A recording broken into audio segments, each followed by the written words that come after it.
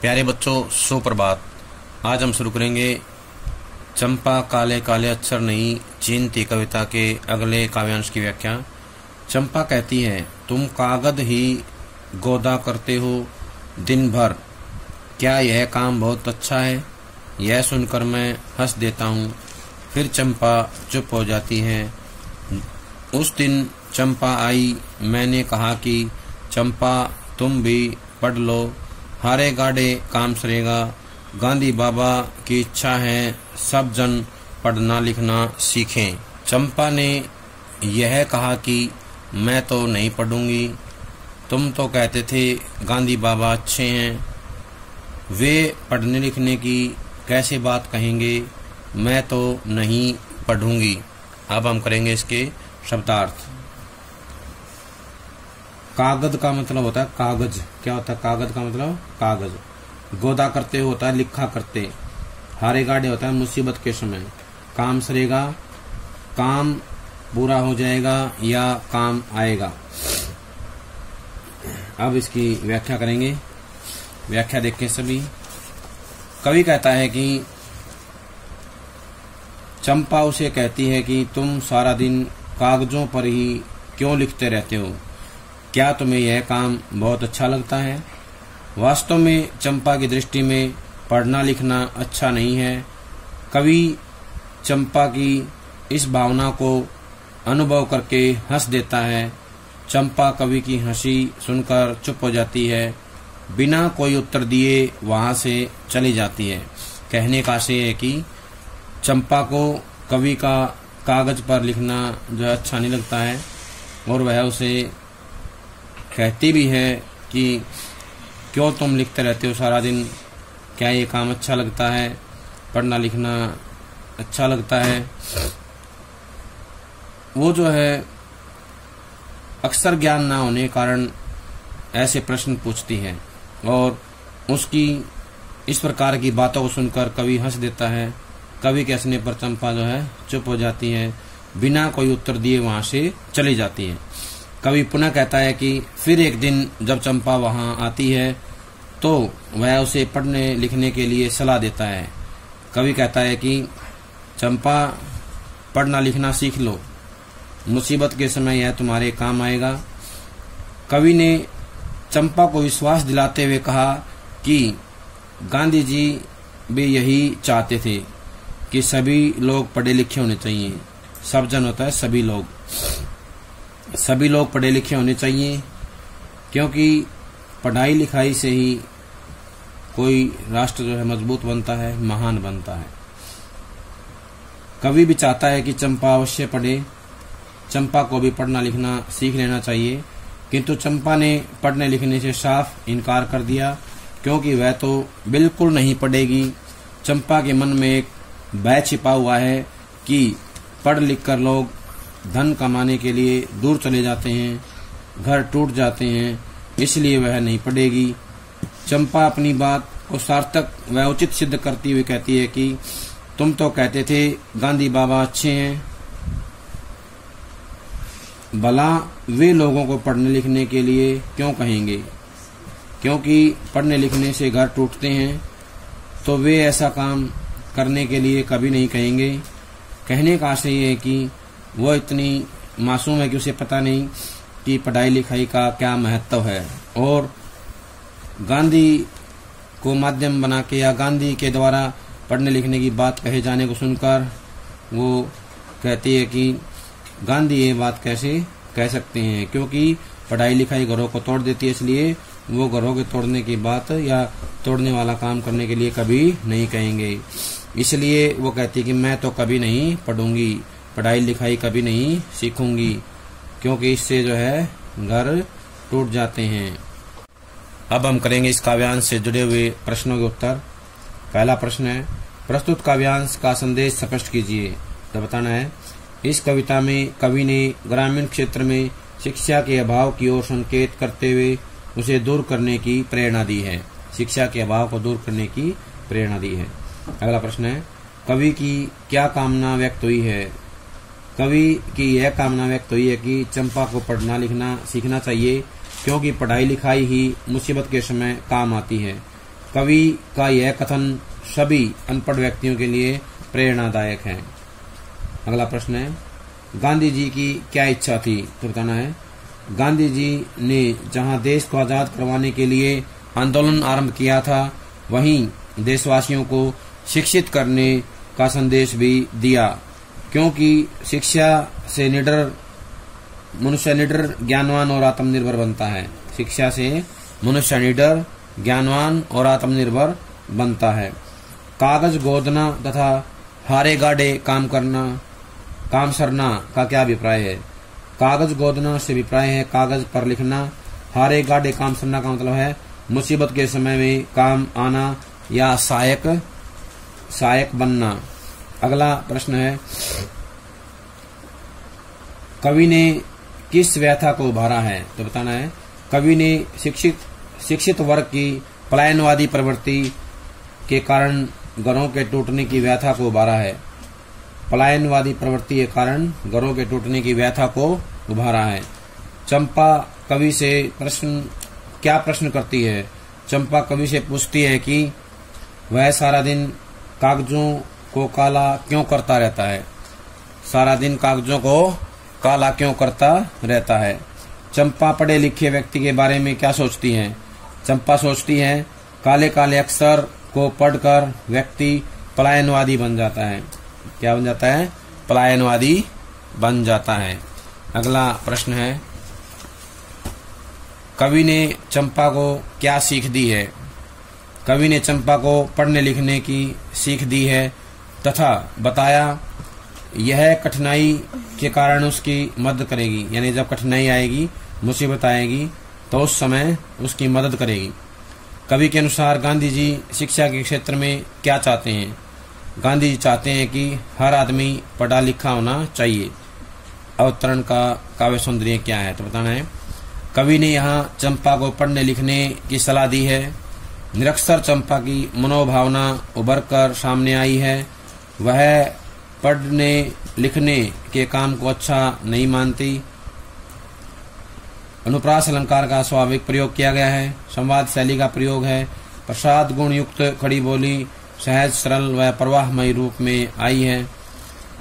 अगला काव्यांश है, मैंने कहा कि चंपा पढ़ लेना अच्छा है। ब्याह तुम्हारा होगा, तुम गोने जाओगी।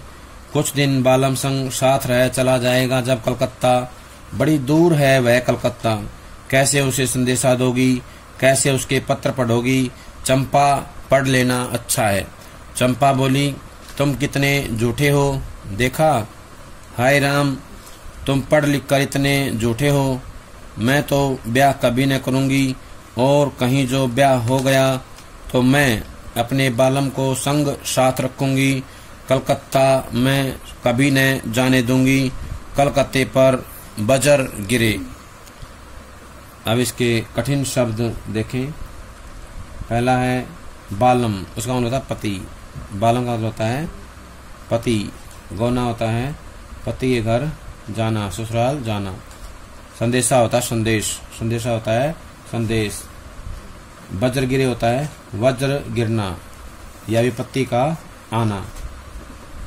अगला है संदेशा होता है संदेश। संदेशा क्या होता है? संदेश। अब हम इसकी व्याख्या करेंगे। कवि कहता है कि जब चंपा को समझाते हुए कवि कहता है कि कुछ पढ़ना लिखना सीख लेना अच्छी बात है। चंपा को समझाते हुए कहता है कि पढ़ना लिखना सीख लेना अच्छी बात है, तुम्हें पढ़ना लिखना आना चाहिए। जब तुम्हारी शादी होगी और तुम ससुराल चली जाओगी, वहां पर तुम्हारा पति तुम्हारे साथ कुछ समय रहेगा और उसके बाद कलकत्ता चला जाएगा, क्योंकि कलकत्ता बहुत दूर है और काम करने के लिए हर व्यक्ति को बाहर घर से जाना पड़ता है। इसलिए वह रोजगार के लिए तुमसे दूर चला जाएगा, अथवा वह कलकत्ता जैसे बड़े नगर में रहने के लिए या काम करने के लिए चला जाएगा। कलकत्ता बहुत दूर है, तो तुम उसे अपना संदेश कैसे भेजोगी? किस प्रकार अपने बारे में उसको लिख पाओगी? और उसका पत्र आएगा तो उसे कैसे पढ़ सकोगी। इसलिए यदि पढ़ना लिखना आ जाए तो अच्छा ही होगा। इस प्रकार तुम जो है उसे पढ़ने लिखने के बाद या पढ़ना लिखना सीख लेने के बाद अपने पति के पत्र का उत्तर दे पाओगी और उसके पत्र को पढ़ करके उनके बारे में कुशल जान पाओगी। इसलिए चंपा पढ़ लेना अच्छा है। इस तरह कवि उसे पढ़ने लिखने की आवश्यकता को समझाता है, किंतु चंपा पर उसकी बात का कोई प्रभाव नहीं पड़ता है, कोई असर नहीं पड़ता है।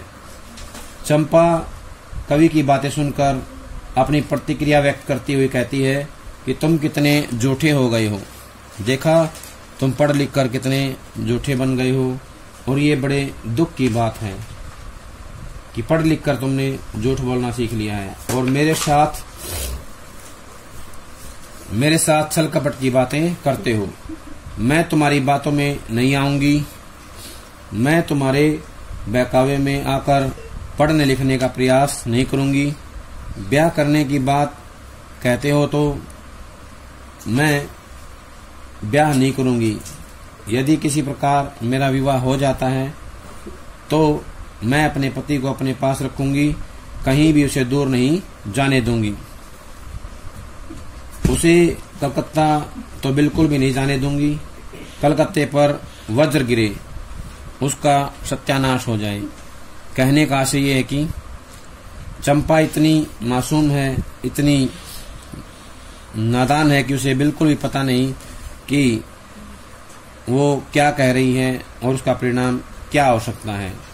केवल वो जो है अपने भोलेपन और हठीपन के माध्यम से ही ऐसी बातें वो कहती है, इस प्रकार के भाव अभिव्यक्त करती है और कवि को ये बताने का प्रयास करती है कि वो बिल्कुल भी नहीं पढ़ना चाहती है, पढ़ाई के प्रति उसका कोई रुझान या कोई लगाव नहीं है। अब इस काव्यांश से जुड़े हुए प्रश्न करेंगे। पहला प्रश्न है, प्रस्तुत काव्यांश में कवि ने नारी शिक्षा के विषय में क्या बताया है? तो बताना है, कवि ने इस काव्यांश में नारी शिक्षा के विषय में संदेश दिया है कि नारी का शिक्षित होना अति अनिवार्य है। जीवन में शिक्षा ही सदा साथ देती है। इतना अवश्य पढ़ें कि पत्र लिख व पत्र पढ़ सकें। इस छोटे से काम के लिए किसी पर निर्भर न रहें। चंपा का पति कलकत्ते क्यों जाएगा? तो बताना है, चंपा का पति कलकत्ता में नौकरी करने जाएगा। चंपा का पति कलकत्ता में नौकरी करने के लिए जाएगा क्योंकि चंपा गांव में रहती है और विवाह के बाद उसका पति कलकत्ता जैसे शहर में नौकरी करने जाएगा। नवविवाहिता चंपा को छोड़कर जाने का प्रमुख कारण नौकरी करना ही है। आज रिश्तों की अपेक्षा धन को अधिक महत्व दिया जाता है। इस पद्यांश में प्रयुक्त ग्रामीण शब्दों को छांट कर लिखिए। तो बताना है, ब्याह गोना, बालम, संदेशा, ये जो है ग्रामीण भाषा के शब्द हैं या ग्रामीण परिवेश के शब्द आए हैं। अगला प्रश्न है, कवि चंपा को क्या समझाता है? तो बताना है, कवि चंपा को समझाता है कि विवाह के बाद उसे पढ़ाई लिखाई की आवश्यकता होगी क्योंकि उसका पति जो है संदेश भेजेगा तो वो उसको कैसे पढ़ेगी, इसलिए पढ़ना लिखना जरूरी है। कवि द्वारा चंपा को पढ़ने लिखने की सीख के बाद चंपा ने क्या उत्तर दिया या उत्तर क्या था उसका? जब कवि ने चंपा को पढ़ने लिखने की सीख दी तो चंपा ने साफ रूप से इनकार कर दिया। चंपा के मन में कौन सा भाव छिपा हुआ था? तो बताना है, चंपा के मन में ये भाव था कि पढ़ लिख कर लोग धन कमाने के लिए दूर चले जाते हैं, घर टूट जाते हैं, इसलिए वह पढ़ना नहीं चाहती। कवि ने अवतरण में चंपा को किस से परिचित कराया है? कवि ने चंपा को शिक्षित वर्ग की पलायनवादी प्रवृत्ति से परिचित करवाया है। चंपा से गांधी जी के बारे में क्या कहती है? चंपा कवि से कहती है कि गांधी जी अच्छे हैं, फिर वे नहीं चाहेंगे कि लोग पढ़ लिख कर अपना घर छोड़कर दूर चले जाएं। पढ़ लिख करके अपना घर छोड़कर दूर चले जाएं, ऐसा जो है वो नहीं चाहेंगे। कवि चंपा को पढ़ने के लिए क्या तर्क देता है? कवि चंपा से कहता है कि शिक्षा कठिनाई के समय में काम आती है, उसका साथ देगी, वह पति के पत्रों को पढ़ सकेगी, वह पति को संदेश भी लिख सकेगी। अगला प्रश्न है, कवि ने प्रस्तुत पद्यांश के संदर्भ में क्या कहना चाहा है, या प्रस्तुत पद्यांश का संदर्भ स्पष्ट कीजिए। तो बताना है, प्रस्तुत पद्यांश में कवि ने चंपा की पढ़ाई लिखाई के प्रति उदासीनता को व्यक्त किया है, यानी कि वो पढ़ना लिखना नहीं चाहते हैं, पढ़ाई लिखाई के प्रति उदासीन है। चंपा पढ़ाई लिखाई को किसका पर्याय समझती है? चंपा पढ़ाई लिखाई के विषय में कहती है कि पढ़ाई लिखाई तो झूठ और चालाकी का पर्याय है, झूठ और चालाकी का पर्याय है। इसलिए वह कहती है कि पढ़ लिख कर व्यक्ति कितना झूठ बोलने लगता है, उसका पति भी उसे नौकरी का झांसा देकर कलकत्ता चला जाएगा, इसलिए वह स्वयं भी पढ़ना लिखना नहीं चाहती है। चंपा विवाह और पढ़ाई के विषय में क्या विचार रखती है? विवाह और पढ़ाई के विषय में चंपा हमेशा ना नुकर करती रहती है, किंतु यह सब दिखावा है। वास्तव में तो वह विवाह कराना चाहती है और चाहती है कि वह विवाह के बाद पति को कहीं न जाने देगी, सदा उसके साथ रहेगी या उसको सदा अपने साथ रखेगी। कलकत्ता पर वज्र गिरे, ऐसा क्यों कहा गया है? महानगर कलकत्ता संस्कृति का प्रतीक है, वह नारी को वियोग का दुख देने वाला है, उनके पतियों को नौकरी व अन्य मायाजाल में फंसाने वाला है। इसलिए चंपा कहती है कि कलकत्ता पर वज्र गिरे, क्योंकि उसका पति भी उसको अकेला छोड़कर कलकत्ता चला जाएगा, इसलिए वो ऐसा कहती है। अगला प्रश्न है, कवि ने किस प्रकार की प्रवृत्ति को उजागर किया है? तो बताना है, पलायनवादी प्रवृत्ति के प्रति चंपा के विरोध को उजागर किया है। पलायनवादी प्रवृत्ति के प्रति चंपा के विरोध को उजागर किया है। चंपा की किसके प्रति चिंता व्यक्त हुई है? चंपा की भविष्य के प्रति चिंता व्यक्त हुई है। वह पति के दूर चले जाने के डर से विवाह नहीं करना चाहती। कवि चंपा को किस चीज का महत्व समझाता है? कवि चंपा को पढ़ाई लिखाई का महत्व समझाता है। वह उसे बताता है कि वह शिक्षा के अभाव में न तो अपने पति को कलकत्ता संदेश भेज सकेगी और न ही उसकी चिट्ठी पढ़ सकेगी। अगला है, चंपा कवि पर क्या आक्षेप लगाती है? चंपा कवि पर झूठा होने का आक्षेप लगाती है। वह कहती है कि कवि झूठा है। क्या कहती है? कवि झूठा है। और कहीं जो ब्याह हो गया तो मैं बालम को संग साथ रखूंगी। इस पंक्ति का क्या आशय है? उक्त पंक्ति का आशय यह है कि यदि चंपा का विवाह हो गया तो वह हमेशा अपने पति को अपने साथ रखेगी, अर्थात वह उसे अपने से दूर नहीं होने देगी। चंपा गुस्से में कलकत्ते के बारे में क्या कहती है?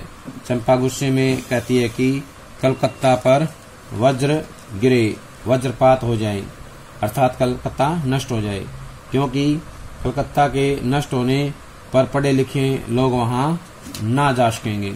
अब हम करेंगे इसका काव्य सौंदर्य। अवतरण का काव्य सौंदर्य क्या है? तो बताना है, कवि चंपा को पढ़ने लिखने का महत्व समझाता है। कवि ने यहाँ चंपा को शिक्षित वर्ग की पलायनवादी प्रवृत्ति से भी परिचित करवाया है। अनुप्रास अलंकार का स्वाभाविक प्रयोग किया गया है। शांत रस और प्रसाद गुण विद्यमान है। संवाद शैली का प्रयोग किया गया है। क्षेत्रीय शब्दों से युक्त खड़ी बोली युक्त सहज भाषा और सरलता से युक्त शब्दावली का प्रयोग किया गया है। यहाँ कवि ने पलायनवादी प्रवृत्ति के प्रति चंपा के विरोध का प्रदर्शन किया है। चंपा की भविष्य के प्रति चिंता व्यक्त हुई है। वह पति के दूर चले जाने के डर से विवाह ही नहीं करना चाहती। अनुप्रास अलंकार का प्रयोग है। कलकत्ते पर वज्र गिरे पंक्ति खुर्द यथार्थ के प्रति चंपा के संघर्ष को अभिव्यक्ति देती है। संवाद शैली का प्रयोग किया गया है। प्रसाद गुण विद्यमान है। कवि ने खड़ी बोली का सरल व प्रवाहमय प्रयोग किया है। प्यारे बच्चों, ये थी हमारी कविता चंपा काले काले अक्षर नहीं चिन्हती की व्याख्या। सभी इसको अच्छे से याद कर लें जब तक अगली वीडियो ना आ जाए। सभी का बहुत बहुत धन्यवाद।